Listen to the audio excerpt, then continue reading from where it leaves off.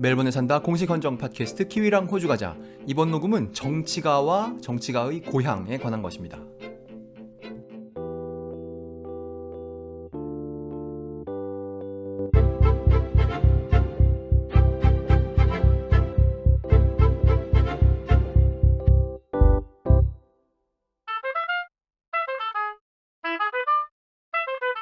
(2022년 12월 6일에) 녹음하고 있습니다.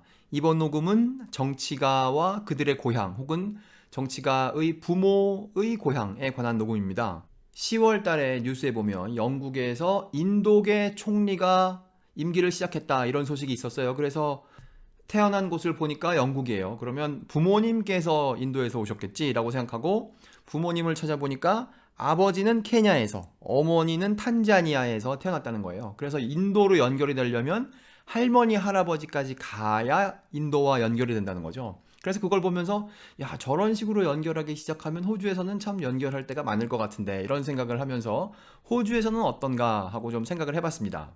우선 호주 사람 2명을 살펴보려고 하는데요. 그중 첫 번째 사람은 앤서니 알바니지입니다. 현재 호주 총리죠.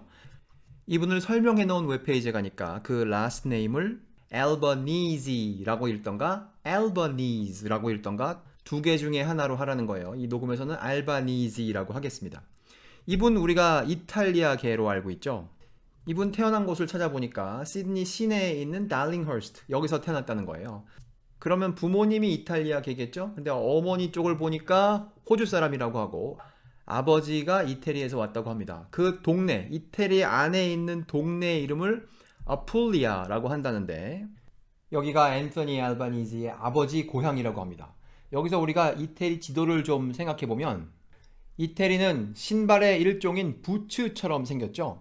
그래서 이 구두의 앞쪽은 서남 쪽이고 아프리카 쪽을 향하고 있고 구두 뒤축이 있는 곳이 이 아풀리아라는 거예요. 그러니까 거기는 이태리에서 동남쪽인 것이죠. 근데 지도를 보면 거기에서 바다를 건너서 오른쪽으로 가면 있는 나라가 우리가 잘 아는 나라는 그리스인데 그리스보다 더 가깝게 이 아풀리아에 있는 나라는 알바니아라고 합니다. 지도를 보면 아풀리아 건너편에 즉 이태리라는 나라를 부츠라고 생각했을 때 그 뒤축의 바로 건너편에 있는 나라가 알바니아라는 것을 볼 수 있죠. 여기서 한 가지 의문이 생깁니다.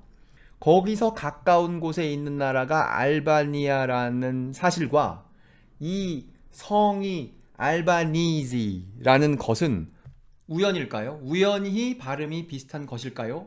우연이 아니라고 합니다. 이태리 내에서 알바니아에서 온 사람들이라는 의미로 쓰는 단어가 알바니지이고 그것이 이 집안의 성인 것이죠.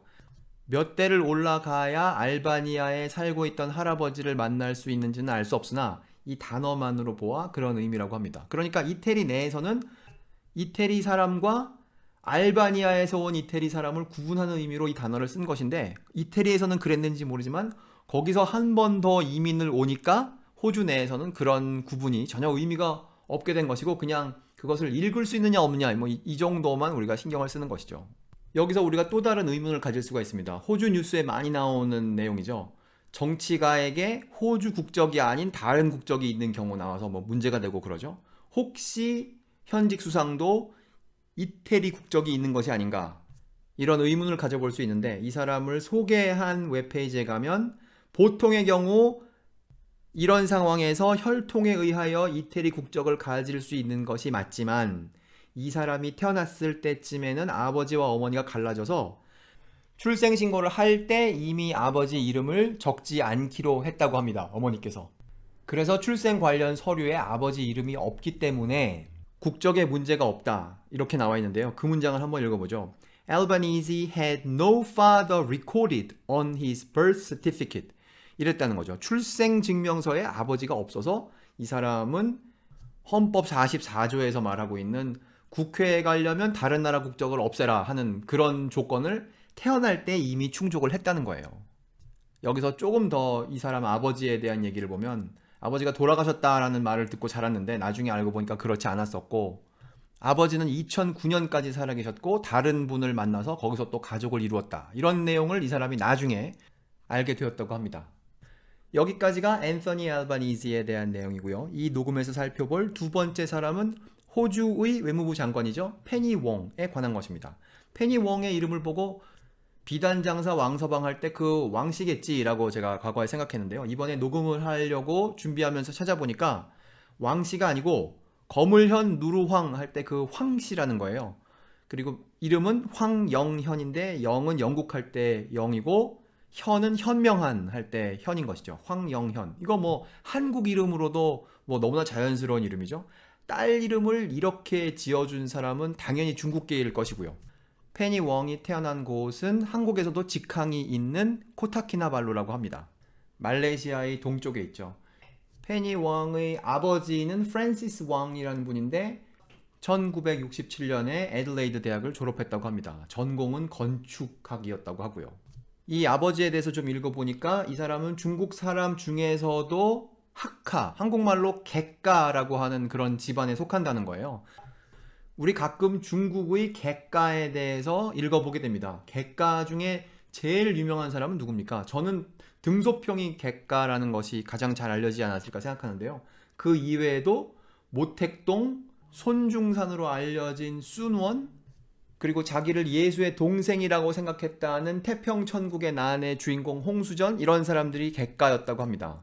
이 사람들은 19세기나 그 이후의 사람들이지만 역사적으로 더 앞으로 가면 우리가 잘 알고 있는 주자성리학의 그 주자, 주희, 그 사람도 객가였다고 합니다. 조선에서 인기 엄청 많던 사람이죠. 이렇게 하고 보니까 호주의 외무부 장관이 좀 다르게 보이지 않을까 이런 생각을 해봅니다. 5살 때 코타키나발루에 있는 키나발루 국제학교에 다녔었고, 그리고 8살 때 호주로 이사와서 그때부터는 호주에 살았다고 합니다. 여기까지 영국 총리에 대한 소식으로 시작해서 호주의 두 사람을 살펴봤어요. 이 사람들의 공통점은 자기가 외국에서 태어나거나 아니면 부모님 중 어느 한쪽 혹은 양쪽 다 외국에서 태어난 경우죠.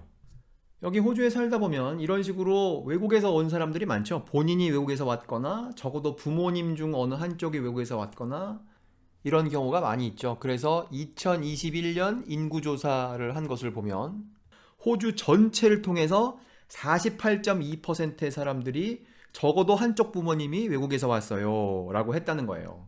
그리고 그 범위를 호주 전체가 아닌 시드니 시내에 한 20만 정도의 인구를 대상으로 조사를 했을 때에는 48.6%가 거의 절반에 해당하는 사람들이 부모를 따질 필요도 없이 나 자신이 호주 바깥에서 태어났어요 라고 했다는 거죠. 그러니까 외국에서 태어난 사람들이 호주 사회에 굉장히 많이 있는 것이죠. 뉴질랜드의 오클랜드를 보니까 39%, 그리고 멜번을 보니까 36%의 사람들이 저 외국에서 왔어요 라고 했다는 거예요. 그러니까 이 사회에 외국에서 온 사람들이 엄청 많이 있는 것이죠. 여기에서 이 모든 사람들과 대조되는 사람을 한 사람 보려고 해요. 자기와 자기 조상들이 지금 현재 자기가 일하고 있는 데서 태어난 선출직 고위 공무원, 여기서 보려고 하는 사람의 이름은 나나이아 마후타, 현직 뉴질랜드 외무부 장관이죠. 뉴질랜드에 사시는 분들은 뭐 뉴스에서 이 사람을 많이 보았을 것이고, 호주에 사시는 분들은 이 사람을 보면서도 저게 누군가 하셨을지 모르는 사람인데, 현직 외무부 장관이고 여성이고, 그리고 뉴스에 나오면 잘 보이는 것은 이 입 밑에 턱 주변에 뉴질랜드에서 말하는 모코라는 것으로 이렇게 잘 보이게 해놓은 그런 분이죠. 이분의 아버지도 뉴질랜드 정치가라고 하는데, 더 재미있는 것은 이분의 할아버지 성함이 코로키 마후타라고 하는데, 뉴질랜드의 마오리 왕이라는 거 있죠. 그 마오리 왕의 5대 왕이, 그러니까 조선으로 치면 태정태세 문종에 해당하는 역할을 맡은 사람이 이 나나이아의 할아버지라는 거예요. 그리고 할아버지의 딸이 6대 왕이고, 그러니까 할아버지의 딸이면 뭡니까? 고모가 6대 왕이고, 고모의 아들이, 그러니까 뭐죠? 자기의 사촌이 현직 왕이라는 거예요. 그러니까 마오리 왕의 사촌이 현직 뉴질랜드 외무부 장관을 하고 있는 것이니까, 외무부 장관은 그냥 좀 잘 나가는 뉴질랜드 마오리 정치인이라기보다는 좀 색다른 의미가 있는 것이죠. 여기서 잠깐 멈추고 마오리 왕이라는 거에 대해서 생각을 해보겠습니다. 마오리 왕이라는 것은 무슨 뉴질랜드 법에 마오리 왕에 관한 법, 그런 것이 있어서 그것에 근거하여 마오리 왕이라는 그런 공식적인 제도를 운영하는 것이 아니고요. 그냥 사회적으로 서로 인정한 그런 것이라고 합니다. 이거 좀 감이 잘 오지 않아서 대한민국으로 이걸 가져와서 한번 생각을 해보려고 합니다. 선동열 감독 혹은 선동열 선수, 그분을 부르는 말이 뭐가 있습니까? 국보라고 하지 않습니까? 나라의 보물? 그런데 그 사람을 국보라고 부를 때 무슨 문화재 보호 및 분류에 관한 법률에 근거하여 그 사람을 국보라고 부르는 게 아니란 말이에요. 그냥 사회적으로 야, 저 정도면 국보라고 부를만 해 라고 해서 부르는 것이고, 신문 기사에나 뉴스에서 자유롭게 그렇게 하는 거죠. 그걸 근거로 저 보도는 잘못된 것이다고 해가지고 뭐 대법원에 가서 국보라고 부르는 것은 옳다 그르다 이런 판결을 받아다가 선동열 선수, 선동열 감독을 국보라고 부르고 있는 것이 아니죠. 그냥 사회적으로 그러려니 하고 있는 겁니다. 마오리 왕도 같은 것이라고 해요.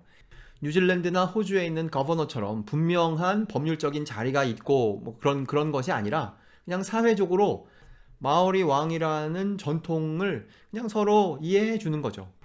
그런데 마오리 왕은 세습적 군주가 아니랍니다. 즉 아버지가 돌아가시면 그 아들에게 넘겨지고 원래 그렇게 합의를 본 게 아니래요. 어떻게 합의를 봤느냐 하면 이 마오리 왕이라는 것을 시작할 때 그 관련된 사람들의 후손들이 투표권을 가지고 있답니다. 그래서 장례식에 모여서 다음 왕은 누구로 한다 이렇게 합의를 보는데, 따라서 왕을 아예 다른 집안에 있는 사람을 시켜도 되는 거죠. 그런데 지금까지는 이 집안에서 계속 왕실을 하기로 이 사람들이 계속 투표를 하고 있다고 합니다. 그래서 오늘날의 왕은 7대 왕인데 그 사람은 현직 외무부 장관의 사촌인 것이죠. 영국의 신임 수상이 인도계라는 소식에서 시작한 오늘 녹음, 호주 뉴질랜드 정치가와 그들의 조상들의 고향에 대해서 생각해본 멜번에 산다 공식 헌정 팟캐스트 키위랑 호주 가자의 이번 녹음 여기서 마치도록 하겠습니다. 감사합니다.